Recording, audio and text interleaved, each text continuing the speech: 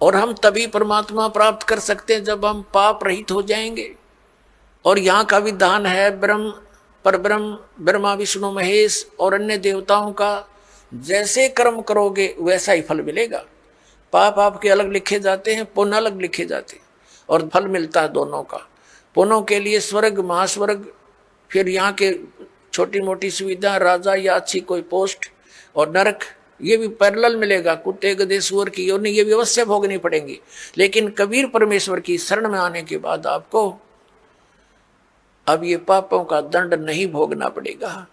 आपके प्रारब्ध के कर्मों का भी नाश होगा जो आपको हानिकारक होंगे। इसलिए तो भक्ति करते हैं हम, इसलिए परमात्मा की खोज करते हैं कि हमारे ऊपर कोई आपदा आवे तो परमात्मा हमारी रक्षा करे। और जब वो आपदा भी आ रही है तो फिर प्रोटेक्शन क्या हुआ उस साधना का जो हम करें। जैसे हमने कोई शेड या झोपड़ी मकान बना रखा है, उसका उद्देश्य क्या है कि गर्मी सर्दी वर्षा से हमारी रक्षा करे। और जिसने हमने बना रखी है झोपड़ी या मकान और वो सारा पानी भी अंदर ही आ रहा है और धूप का भी असर ऐसे पैरेलल है, तो वो कुछ भी प्रोटेक्शन नहीं है आपका। आप कितने नशे में पड़े हो और सोच रहे हो महल में बैठे हो, तो सारी आपदाएं आप पर आ रही हैं, तो साधनाएं आपकी वो सत्य नहीं है, शास्त्र अनुकूल नहीं है, इसलिए आपको कोई लाभ प्राप्त नहीं हो रहा है। तो उसकी प्राप्ति के लिए आपने परम संत की खोज करनी पड़ेगी। और इन्हीं मंत्रों और साधनाओं को जो दास देता है, अन्य कोई व्यक्ति देवेगा, उससे कोई लाभ आपको प्राप्त नहीं होगा। क्योंकि अनअधिकारी से कोई भी कार्य सफल नहीं होता। जैसे एक सिंपल सी बात है, आप जी पासपोर्ट बनवाते हैं विदेश जाने के लिए, यदि वो डुप्लीकेट बना दिया जाता है तो आप भी दोषी और बनाने वाला भी अपराधी, दोनों को सजा मिलेगी। इसी प्रकार हमने जाना सतलोक, और ये पासपोर्ट बनाने का आदेश केवल इस दास के अतिरिक्त इस ब्रह्मांड में नहीं है, ये सत्कर मान लेना।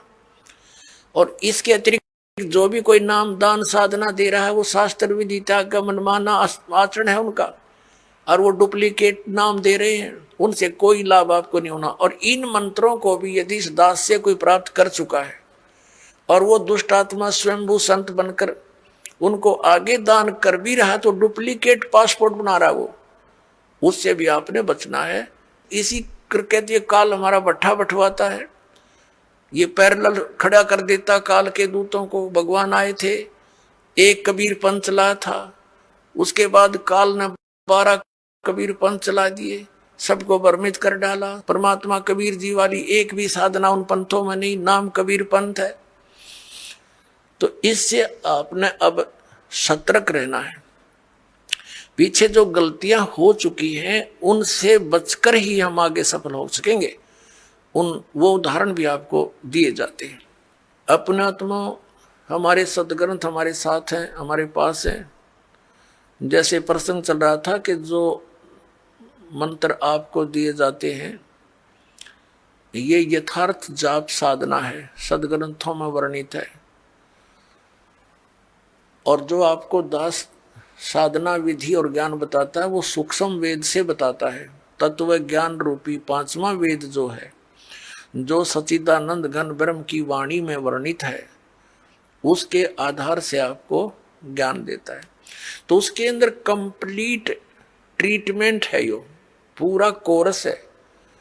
जैसे आप जी ने पवित्र हिंदू धर्म के धर्मी पुरुषों ने, भक्तों ने, बहनों ने पुराणों को खूब पढ़ा है, श्रीमद् भगवद गीता को भी पढ़ा है। श्रीमद् भगवद गीता में केवल एक मंत्र है, ओम, 8वें अध्याय के 13वें श्लोक में, वो ब्रह्म का मंत्र है। ओम इति एकाक्षरम ब्रह्म व्यवहारण माम अनुस्मरण ये प्रियाति तजन देहम स याति परमाम गतिम। उसका भावार्थ ये है कि गीता ज्ञान दाता ये ब्रह्म है, श्री कृष्ण जी में प्रवेश करके बोल रहा है। ये कह रहा है कि मुझ ब्रह्म का केवल एक ओम मंत्र है, नथिंग एल्स, ये एक अक्षर है। और इसका उच्चारण करके सिमरण करता हुआ जो शरीर त्याग कर जाता स याति परमाम गति, वो ओम से मिलने वाली जो परम गति उसको प्राप्त होता है। ओम से क्या होती है? ब्रह्मलोक प्राप्ति। ब्रह्मलोक में गए हुए प्राणी भी वापस आते हैं। 8वें अध्याय के 16वें श्लोक में गीता जी में ये भी स्पष्ट किया हुआ। और गीता ज्ञानदाता स्वयं भी दूसरे अध्याय के 12वें श्लोक में, चौथे अध्याय के 5 और 9 श्लोक में और 10वें अध्याय के दूसरे श्लोक में कहता, अर्जुन तेरे और मेरे बहुत जन्म हो चुके, तू नहीं जानता मैं जानता। इसे सिद्ध है कि गीता ज्ञान दाता भी अविनाशी नहीं है, ये नाशवान है। तो इसके भगत भी नाशवान, जन्म मृत्यु समाप्त नहीं होगी। फिर गीता जी अध्याय नंबर 17 के श्लोक नंबर 23 में साधना का ज्ञान है। 3 मंत्र बताए हैं। ओम तत्सत इति निर्देश ब्रह्मण त्रिविधि समर्थ है, यानी सचिदानंद घन ब्रह्म, उस परम अक्षर ब्रह्म की प्राप्ति के लिए ये 3 मंत्र की मजदूरी है, साधना है। अपने आत्मा और कोई मंत्र इसमें जाप नहीं। तीसरे अध्याय के 10 से लेकर 15 तक श्लोकों में गीता जी में यज्ञों की जानकारी दी है, विधि नहीं बताई है, यज्ञों का लाभ बताया है। तो ये सब सारा कुछ कंप्लीट जो कोर्स आपको दिया गया है, ये कहाँ लिखा है? ये सूक्ष्म वेद में लिखा है। पुराणों के अंदर आप जी पढ़ते हो, कहीं पर हरियम नाम है, कहीं पर कलम नाम लिखा है, कहीं पर श्रम लिखा है। ये कहीं कोई जाप करने का बताया, कहीं ने किसी ने कुछ बताया। तो परमात्मा ने आकर के सतयुग के प्रथम चरण में ब्रह्मा जी आदि कईयों को मिले थे, वो महापुरुषों को मिलते हैं, उनका गुण है। तो उनको ये कंप्लीट प्रथम मंत्र देने की, बताने की चेष्टा की थी। तो उन्होंने उनको स्वीकार ना करके उस में से अपने अपने स्वार्थवश मंत्र निकाल लिए और उनकी साधना शुरू कर दी। और ये ऐसे जो मंत्र हैं, स्ट्रॉन्ग मंत्र हैं, इनके जाप से शीघ्र ही लाभ प्राप्त हो जाता है। जैसे एक बार ये दास एक शहर में पाठ कर रहे थे, पर गांव गांव में, घर घर नगर नगर में जाते थे हम, श्रद्धालुओं के 3 दिन पाठ करते थे, सत्संग सुनाते थे, सब परिवार को बिठाकर समझाया करते थे। तो उनका एक पड़ोसी था, उसको बुला लिया, कहा जो आप भी सत्संग सुन लो, ज्ञान सुनो। सत्संग सुनने के बाद वो पास में आकर बैठ गया। 5-7 भगत थे। वो कहने लगा, जी मुझे तो वो मंत्र दे दे जिसमें नरी माया माया इकट्ठी हो, और नहीं चाहिए हमने कोई भी, मोक्ष मास की मुझे जरूरत नहीं। तो ये इस टाइप के व्यक्ति हैं। वो उन्होंने ऐसा ही कर लिया पहले, जैसे एक मंत्र सिलेक्ट कर लिया, किलम, इसकी साधना करी, इसे सिद्धियां आ गई। उस सिद्धि एक हल्दी की गांठ प्राप्त करके पंसारी बन गए, कर लिया ना सपना भी। फिर किसी ने दूसरा मंत्र शुरू कर दिया, श्रम करेंगे, तो उससे ये दुर्गा का मंत्र है, इससे शक्ति माया की सिद्धि हो जाती है, छोटा मोटा कार्य सिद्ध हो गया, फिर चौड़ चपट। तो ऐसे यू काम बिगाड़ रखा था। अब ये कंप्लीट कोर्स आपको दिया गया है, इसको ऐसे ही करना पड़ेगा। क्योंकि यदि हम एक सूंठ खाएंगे, सौंठ, तो वो सौंठ का ही गुण देगी, और उसको अन्य औषधियों के साथ मिलाकर प्रयोग किया जाएगा तो उसका गुण बदल जाता है। ठीक इसी प्रकार हम इस विधि को प्रयोग करेंगे, इस प्रकार से हम साधना करेंगे तो उसका फल होगा। जैसे आज प्रसंग चला था कि प्रथम मंत्र भी आपको दिए जाते हैं, और सतनाम के अंदर भी उन्हीं मंत्रों का कुछ समावेश है। तो कुछ बोली आत्मा ये भ्रमित हो जाते हैं कि बताओ वो नाम भी उधर भी वही है, उलट पुलट करके यहाँ दे रखे। इनमें बहुत अंतर होता है। जैसे एक आयुर्वेद में लिखा है कि शहद और घी को यदि समान मात्रा में मिला दिया जाए तो विष बन जाता है, और उसको विषम मात्रा में बनाया जाए तो वो अमृत बन जाता है। जैसे 2 चम्मच शहद और 1 चम्मच घी डाल दिया तो अमृत बन गया, और दोनों 1-1 चम्मच मिला के खा लिया तो विष का काम करता है। तो इसी प्रकार वेद को पता होता है कौन सी औषधि किस प्रकार मिलाने से ये गुण युक्त होती है। तो ये दास इस अध्यात्म मार्ग का वेद है। आप एक सिंपल समझो, आप जन्म मरण रोग के रोगी हो, ये दास वो वेद है जिसको कंप्लीट कोर्स याद है इस जन्म मृत्यु के रोग के नाश करने का। और आज तक या तो भगवान को ज्ञान था, या परमात्मा जिन महापुरुषों को मिले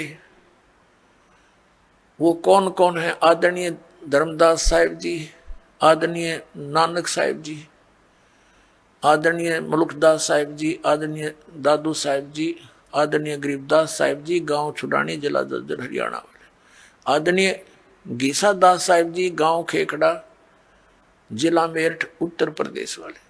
इन महापुरुषों की तो दास को जानकारी है कि इनको मालिक आकर मिले हैं, इनसे संपर्क साधा है और इनको वही ज्ञान दिया जो दास को दे रखा है। लेकिन इनको थोड़ा सा एक प्रार्थना की थी भगवान ने कि तुम इन मंत्रों का जाप कीजिए, लेकिन आगे जो सतनाम और सारनाम है ये भी सार्वजनिक नहीं करना।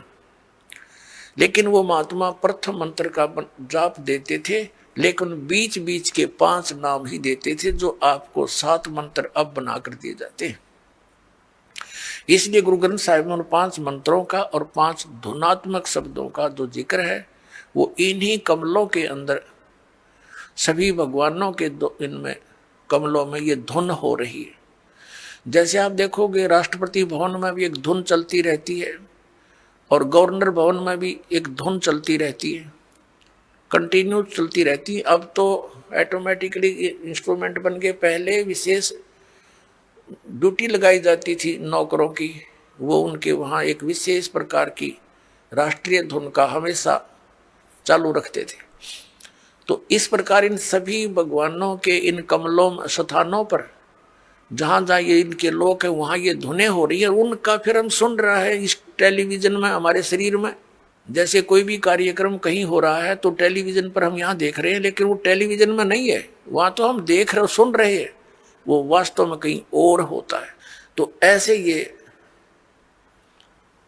मंत्र हैं। तो पुण्यात्माओं, जो दास आपको मंत्र देता है, जो ज्ञान देता है, ये बिल्कुल फाइनल समझ लेना। और उपदेश प्राप्त होने के बाद केवल आप दास जो आदेश आपको दे उसका पालन करना है, उसमें अग्रम मग्रम नहीं करनी, नहीं तो फिर आप भक्तिहीन हो जाओगे। फेसबुक पर हमारे पेज अमर बोध को लाइक करें और यूट्यूब पर अमर बोध चैनल को सब्सक्राइब जरूर करें। संत रामपाल जी महाराज से निःशुल्क नाम दीक्षा लेने के लिए हमारे इन नंबरों पर संपर्क करें।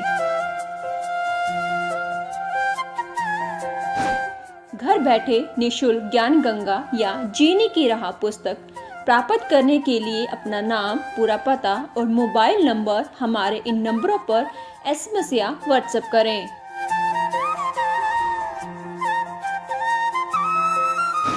अधिक जानकारी के लिए हमारी वेबसाइट supremegod.org पर विजिट करें।